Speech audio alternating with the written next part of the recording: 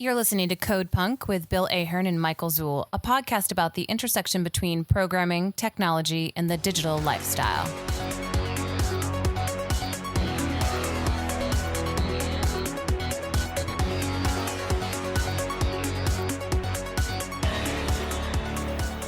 Bill. Mr. Zuhl, how are you feeling, man? I'm doing all right. I got a text message from my dad the other day, and he's like, hey, I was on a computer and it's prompted me saying that I got a virus or something. What do you think's going on? And I'm like, I don't know. What is it saying? You have Windows Defender on your computer. Just run that. Has that ever popped up with a virus or not? And he's like, no, not my computer. It's on my phone. This is an Android phone.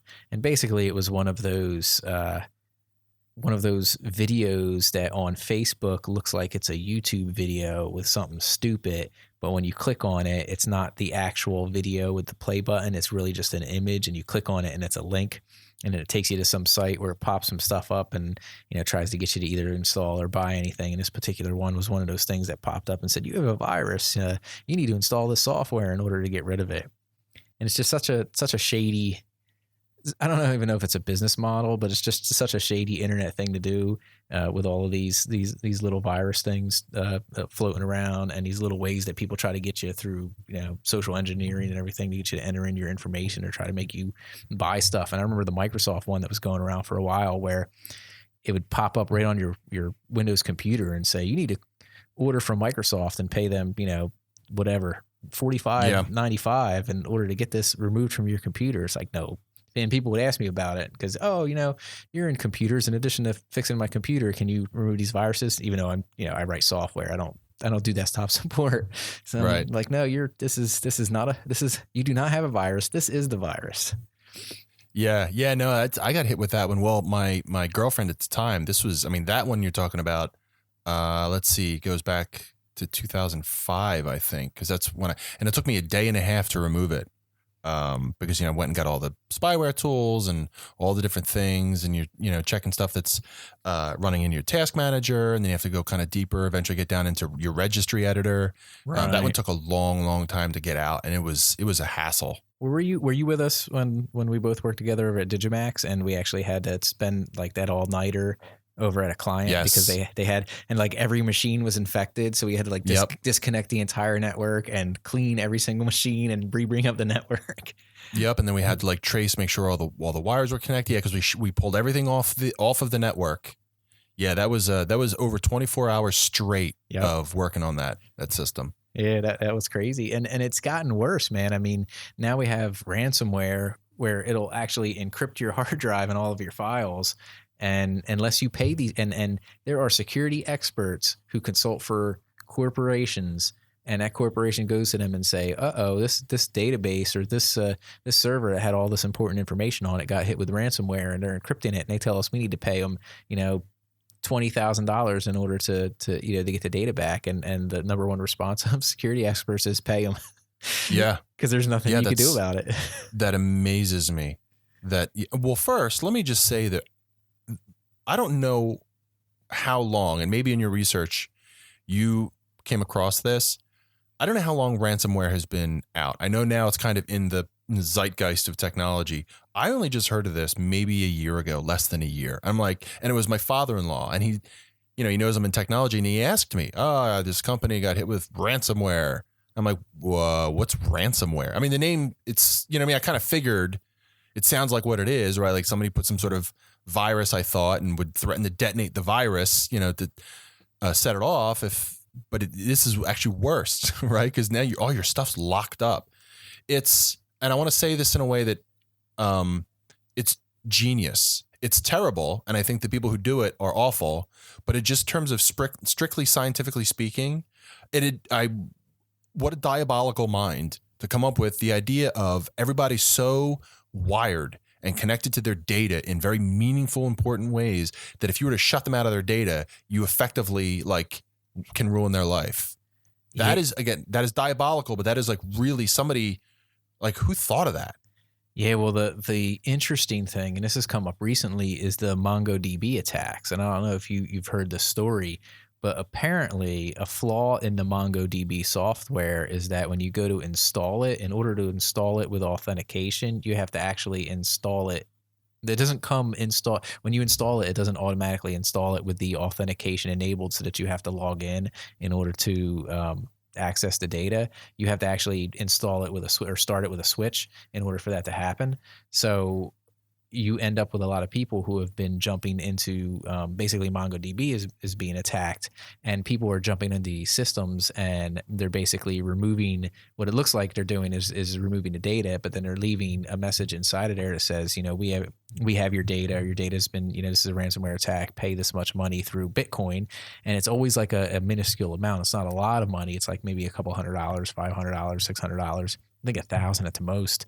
So it's minor transactions, and these minor transactions, these people will pay them, but they never get their data back. And oh, wow. And it's gotten to the point to where security professionals who are monitoring data, it's so easy to get into these wide open MongoDB instances that people are going. There's competition from these hackers where people are going in and they're basically dropping the data from that table and inserting this message, and then another group or another person will come in and will remove that person's message and put their own message in there. So basically the last person who gets seen by the corporation and gets paid is the one who gets the money, but they never get the money back. And the fascinating part is the ethical and unethical nature of these ransomware attacks, to where the big daddy ransomware hackers are pissed off at the MongoDB people, because the whole thing that makes ransomware successful is that you do get your data back. So the fact that the MongoDB attacks, those people aren't getting their data back, there's less incentive for them to actually pay, and it's ruining the incentive of the actual ransomware groups as a whole. Wow. Yeah, what a weird. I mean, okay, so yeah, on the surface of it, that's obvious, right? If you've got a good scam going and you got a bunch of these guys who come in who are just blowing the whole thing out of the water for everybody, yeah, naturally, if you got a good thing going, then you can be like, yo, what are you doing, man? People think they're not going to get their data back. Nobody's going to pay anybody. It's like, oh, well, trash it all. So that's interesting, that kind of like weird, there is no honor among thieves thing that's happening. Yeah, it's one. I can't believe that MongoDB had such a crappy way of installing and configuring your database to begin with. But the second point of that is just how kind of these ransomware attacks have shifted to the point where there's now different people in different groups taking different types of attacks. And if you don't actually return to people's data, you're kind of ruining it for all of the honest thieves out there, I guess. Right. Well, I think that's the thing, is that when this stuff is always eventually going to get diluted by the lowest common denominator. I think that when people figure out that ransomware, okay, so when ransomware is easy or made easy, or there's some exploit, right, where you can do it, then yeah, eventually what's going to happen is you're going to have that first tier, right? Almost like industrial espionage. They're going to be like, okay, we can get a lot of money. We go for, and one of the terms, it's called whale fishing. They actually have terms that come up around this stuff. So you've got whale fishing, which is ransomware attackers will target like CEOs, high-level people who can afford to shell out the big bucks because they either A, want to avoid a major public embarrassment, or they can afford it and they need to get things back and working. You also have spear phishing, which is targeted attacks on specific individuals for whatever reason, revenge, or they might not have a lot of money, but there might be some sort of reason. But the thing is, so you'll have your high level, and then you'll have your mid-range guys who say there was one open source ransomware chunk of code that was made available called Hidden Tear. It was on GitHub, and it's not available anymore because the guy who posted it said, this is ransomware. It only used, I think, it didn't have like a lot of the really complex encryption. It used standard AES, which is good enough. And, but he posted it and he said, this is for educational purposes only. Well, now what do you think happened? It's kind of like when Anonymous released low orbit ion cannon, people still used it for DDoS attacks. Doesn't matter if it's for education. So he eventually pulled it off of GitHub. Now he has a message up there that says, if you really are interested in the educational and understanding how it works, maybe for defense, message me. But no, so he took it down. But so then you have your second tier, which is basically going to take the actual software, modify it to their uses. And then you're going to have that third sort of bottom feeding tier, right? What wants to get in there and get like they'll do the small amounts of money, like you said, 300, 500, maybe $1,000, but they're trying to do like, it's basically smash and grab like script kiddies, not Right. even. And that's interesting, but that pool will always be diluted. The more it becomes part of the, the mind share of the public and people can figure out how to do it. That's bound to happen. It's almost inevitable. So I just pulled up a quick article on the MongoDB because I wanted to make sure that I wasn't out of my mind. And based on the information in this article, which isn't that old, from earlier in January, there have been over 10,000 MongoDB databases that have been deleted, and 680 terabytes of data have been exposed.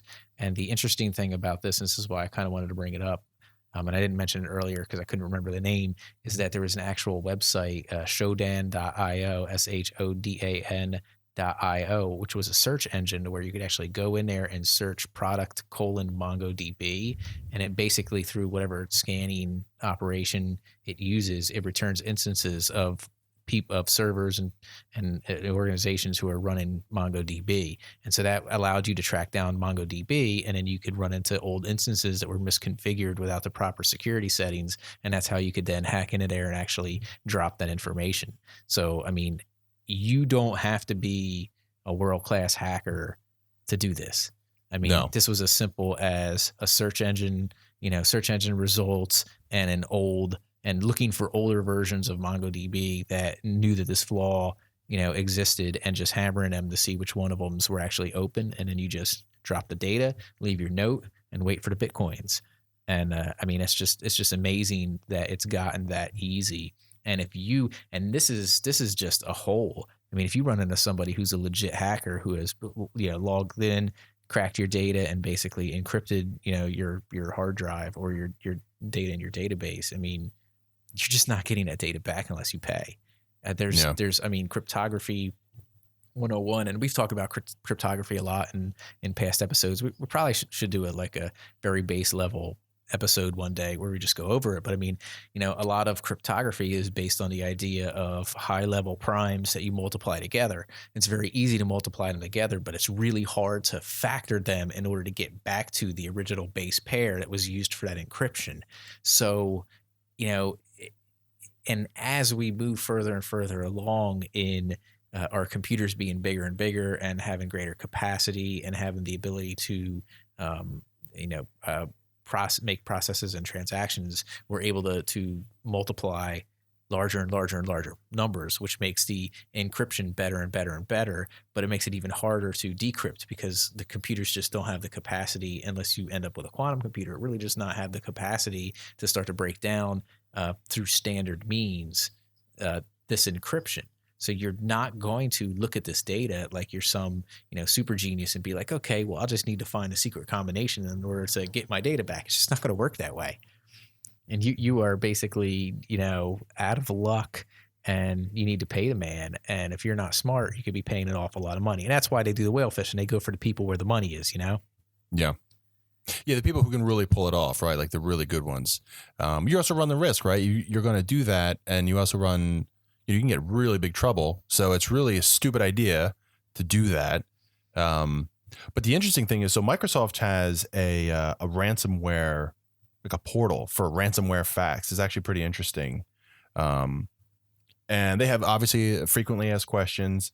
And the interesting thing is that they recommend not paying, which I think is pretty interesting. They say don't pay. But what if you don't have any options? I mean, well, first of all, let's be fair. They're trying to upsell. They're like, put your data on Azure. So there's a little bit of an upsell, a little bit. Maybe that's not such a bad idea. But on the other hand, not everyone has a need for it. So yeah, it's really an interesting thing where so here's a scenario where you've got people's personal data or CEOs and, functional stuff, databases. But with a world where everything is becoming interconnected, what happens if people hijack your thermostat? Now, you want to be warm this winter? Send some Bitcoin to this address. That's where it really, like right now we're getting to the point where, okay, you're stealing your computer. They've locked up your phone maybe. Well, to be fair, I haven't heard. Have you heard of ransomware hitting phones? Not on the phones that I use. I'm sure it's out there probably for Android devices simply because they're the open source. So there's probably is stuff that will at least brick your phone. There's certainly viruses out there that will brick your phone. I don't know if anybody's successfully done a ransomware attack on a phone. Probably should have looked that stuff up before we started the episode, but oh well. I hadn't even. Again, it's one of those things where once you get talking, and the ideas start coming forward, I'm like, oh wow. But I mean, just think about that though. With there's a lot of. I do not like to raise a lot of fear, uncertainty, and doubt when it comes to technology, because I think if we take a practical approach, cool heads prevail. I mean, we just have to be aware of the risks when we do things. Actually, this is. I'd actually like to do a whole show on the kids' toys that are now a part of like this Internet of Things, because there's been enough in the news about bad things that have happened. Not bad, but data that's been saved, video that's been saved of like these kids' toys that you can talk and interact with them. Again, basically you have like a bot, in a toy, but it's connected to whoever makes the bot or whatever, and it's like you got video and voice stuff. So if people were to steal that and hold that ransom, that's sort of a different level of ransomware. Let me go back to just the idea of somebody hacking into your thermostat or your home security system and putting it in a lockdown until you pay them. That is very scary. Right. And absolutely. Yeah, it is. And so, the problem is, inevitably it's going to happen to somebody. Somebody's going to figure out a way to get in there and put that stuff on lockdown. There's going to be at least one or two people who are subject to that kind of crime until we have a reaction and then fix it. And, on the one hand, being a technologist, it bums me out to know that, because I know that it's going to discourage people from sort of getting invested in technology that does make their lives easier, and it's just cool. But people do rightly sometimes stay away from this stuff because of things like somebody stealing your data for money, or, shutting your heat off for the winter. There's already been instances just of bad firmware updates to Nests that have bricked people's thermostats. So if the regular, if normal wear and tear, normal usage of the system could potentially cause your thermostat to brick, I hate to think what a hacker can do. And you're right. Once these things are all interconnected, I mean, for all I know, my Amazon Echo could be on right now recording me and sending that data right back to the NSA or something. Beyond the governmental things, and you can have hackers that can hack into all of these devices theoretically. And if you have items that have the potential to be turned on and constantly record your conversations, that's a risk. Thermostats in the dead of winter that can, go down, that's a risk. Refrigerators that can stop working. I mean, anytime anything is tied up to the internet, and everything is getting tied to, if not the internet, to the acquisition and transference of data, which it requires the internet. So, it could send it to your router, and then your router sends it somewhere, or it could send it to a hub, and then that hub connects to the internet. But basically, it's all connected, no matter how many firewalls or stop gaps you put in between it. That's a legitimate concern, because you and I are tech savvy people, and we would know how to fix those things. My parents aren't going to know how to fix those things. Most people that I run into in a town that I live in aren't going to be able to fix those things. They probably have never updated. I've mentioned this before. They've probably never even updated the firmware on their router. So if for some reason the router that they done Motorola surfboard that they bought at Best Buy, 10 years ago that they're still using, which has stopped giving out firmware updates because it's so out of date, can be easily hacked into, rest assured somebody's probably already hacked into it and, is doing something with it. So I did look up on Android Authority has information on ransomware, and now I always attribute ransomware to be encrypting somebody's data and then asking for money. So this article mentions ransomware attacks on Android phones, but it mentions bricking the phone and asking for money. So it doesn't necessarily mention encrypting the data. So I guess they're using, and I guess other people use ransomware to talk about anytime a particular device is hijacked for money. So they're not drawing the line between, encryption or not. But so I'm sure iOS has been targeted in that sense too, and probably Windows Phone to a certain extent. But because of the open nature of Android, apparently there's a lot larger, many more attacks on Android phones than there are on other cell phones. So yes, it is prevalent in the cell phone market now. Yeah, that's interesting. I hadn't really thought about it much. That, like you said, it would be a conversation will come up. I think when you get the ideas flowing, But it is still kind of crazy to me to think that, you're walking along and, somehow you just getting a message and now you can't even use your phone. Because I know if fortunately most of the stuff people have is backed up. So there's a little bit of that, at least with phones. Hopefully, right? Like I know that, I know when I use any Google device, I got a couple tablets and they're all connected to my account and all the pictures and stuff are automatically backed up. Same thing with my Windows phone. So for mobile devices, or at least portable devices, there's less, I don't want to say a risk because, things can get leaked if people are hacking in, but if they're just sending some sort of software that just locks everything up with encryption, at the very least, it's that particular device, you probably just reformat it. That does raise a question though. So if somebody hits me with some ransomware on my computer, my PC, and I say, okay, it's a pain, but I've got all the essential stuff back stored, so obviously data isn't really at risk. Just wiping my drive, there's no locks for drives, right? Like I can just wipe my drive and be done with it and just have to deal with the hassle of reinstalling everything. Right. The question would be, is the ransomware that ends up being downloaded on your computer smart enough that it can actually say you have a Windows 10 device, you have a Surface, and you have OneDrive automatically syncing your files. If all of those files get encrypted, will you get to the system and wipe the system before that trickles onto OneDrive? Yeah, that's sort of my question, which is, I'm sort of just posing to you, is are these files almost like almost the way like viruses of old would be, like they would either delete individual files or just corrupt all the files. So does it create like and maybe it just depends on the ransomware. I've never really been hit, but so would it create almost a partition, an encrypted partition, or all those files scooped up and just encrypted individually? And then, because in the worst case scenarios, then they get synced in that state with, whatever your cloud backup is. And then you do have a problem. Right. And again, you're right. I think it depends on the ransomware, but certainly if you were somehow able to get onto your computer after they encrypted things, and let's say the only thing that they've encrypted are files in a specific area, one of those areas could have been something that syncs with OneDrive, and theoretically it could start to sync with OneDrive after it's been encrypted, and your OneDrive account could get corrupted too. Again, it's all theoretical. I'm sure different ransomware pieces do different things, and I would imagine that most people would be able to catch it relatively soon. The less tech savvy might leave their computer up and it would sync everything. But I don't know the extent of the danger of something like that.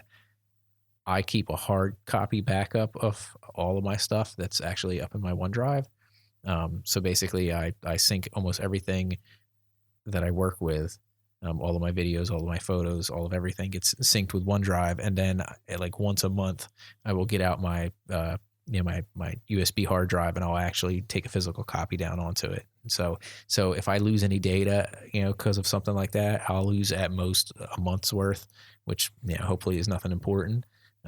That's why you take database backups and you take backups of your server on your work things. So unless you're in a financial institution or an insurance institution where every single financial transaction is worth a lot of money and you need to be up to speed, if you're doing something in education or you're doing something in some other industry and you lose a day's worth because your backup was last night and somebody hit you with an attack earlier in the day, you're probably going to be okay. You may even be able to reconstruct some of those transactions. You're not going to lose a lot of data, and you're not going to have to pay that price. Financial industry might be a different story, but as long as you're taking regular backups, that's the number one thing you can do for safety's sake in order to prevent some of these ransomware attacks from just destroying all of your data.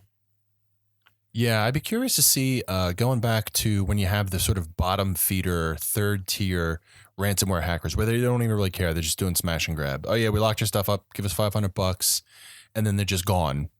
And I wonder if that will dilute the effectiveness of the scam to the point where maybe it just becomes like a trend that fades. What do you think? I'm not sure, and it depends on the mindset of the person. That's a question I want to pose to you. During the early days of computers, the idea of hacking, people invaded systems because they felt that systems should be open.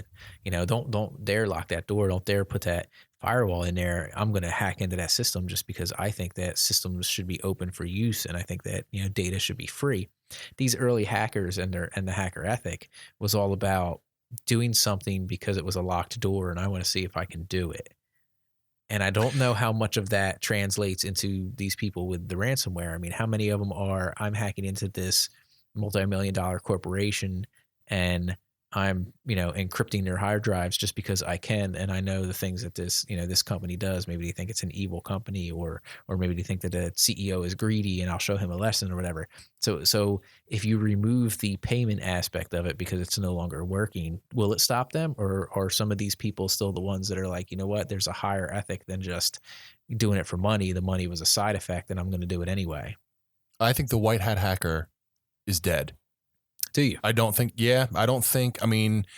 think what'll happen is you have some guys who do it, and they'll get the money, they'll do the con, and then they think they really like this, and maybe they'll move up. But I think just in terms of, because back in the day, when you're describing the MongoDB flaw with doing Shodan deep web searches to find the flaw and then attack that, like all you had to do is basically get just this search result. That sounded a lot to me like war dialing, right. And that's what the hackers did back in the day. Whether you're a white hat or black hat, you were, and obviously just for the sake of the audience, white hat meant you were that kind of hacker who would hack things, and then if you successfully breached the system, you would alert the sysadmin and say like, "Hey, I broke your system. I broke in. This is how I did it. Here's the patch." Black hat, obviously bad guy. They did it and they would try to exploit it to their own personal gain. And I don't think the white hat hacker exists. Both of them would use that war dialing technique where you just scan a bunch of, the old squelchy sound. Then, of course, if you found a BBS or an old modem that was open and unsecure, you hit it with a bunch of port scans and see what, and that was the process. I don't think that they exist today. I don't think we live in that world where just for the pure love of technology, they're going to go do it. To be fair, there's going to be there's probably, some unicorn hacker kid, out there, some little girl or boy who's like, I really like technology and I just have a drive to see how it all works. But I think that if you're going out and trying to find, there's so many different ways to explore and expand your knowledge in technology and get that satisfaction. Where it used to be hacking was because if you want to learn networks, you didn't really have many options. There was nothing free, or there weren't online courses you could take. And, everything was really esoteric and really hard to find a way to there was no open source. There was none of that. If you wanted to learn how to do network administration or how networks worked, you kind of had to hack things. Right. And depending on whether or not this was like something you loved, like I would love to do this professionally and maybe do security, you would be white hat. You would think, well, I don't want to ruin anything. But today I don't think that exists. I think that we just don't live in that world anymore. I think that people will see an opportunity to make money, and technology is such a part of our lives now. It's nothing curious or, mysterious. It's like, oh, I can go download this, open source software, or I can go on this one hacker website on the dark web, and it's just got a step-by-step tutorial of how to do this search on this search engine to find these exploits and make quick cash. So I think that there will always be people looking for ways to exploit things. And I don't think that until we figure out a way to either successfully prevent ransomware, or at least some way to, like you said, we've made it pretty clear. If you get hit with some ransomware, you're probably screwed.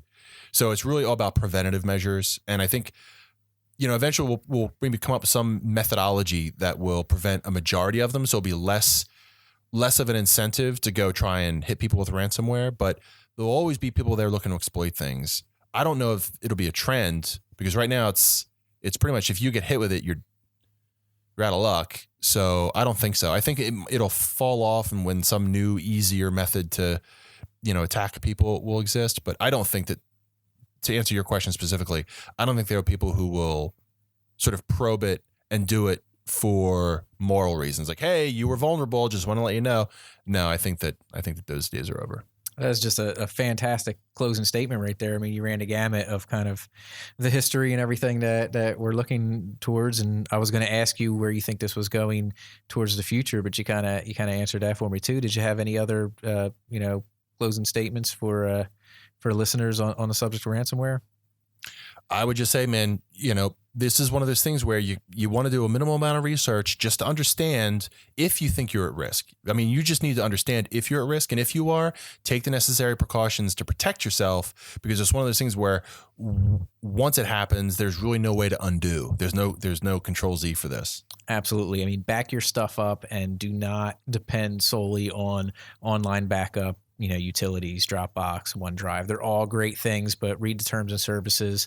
OneDrive does not guarantee itself as a backup solution. They're just a file sync solution. So if you want to be safe, get yourself a nice external hard drive. They're really cheap, terabytes worth of data. You can just, like I said, I do it once a month. You can do it once a year if you don't have a lot of data, and just download it onto that just to make sure you have a backup hard copy in case anything happens. If you're working in the technology space, please make sure that you back up your databases at least every night. Keep maybe about a week's worth locally, and afterwards keep about, a month's worth in an offsite facility if you have to. If you work in the financial industry, you better make sure you have some top line guys scanning your systems and making sure that you don't have any holes, because they'll get in. There's a whole group of people just trying to find ways to get in. It's a little harder nowadays than it was back in the early days that Bill and I were talking about.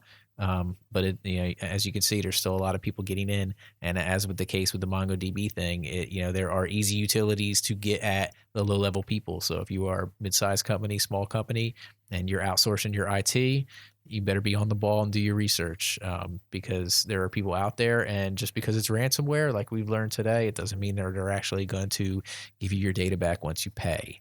So that's all we have for this episode. So until next time, I will talk to you guys later, and Bill, I will talk to you later.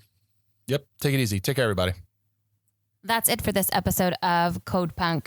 You can subscribe to this podcast on Google Play, iTunes, and Stitcher, or listen to it on the web at codepunk.io. You can find Bill on Twitter at Norathustra and Michael on Twitter at Zool.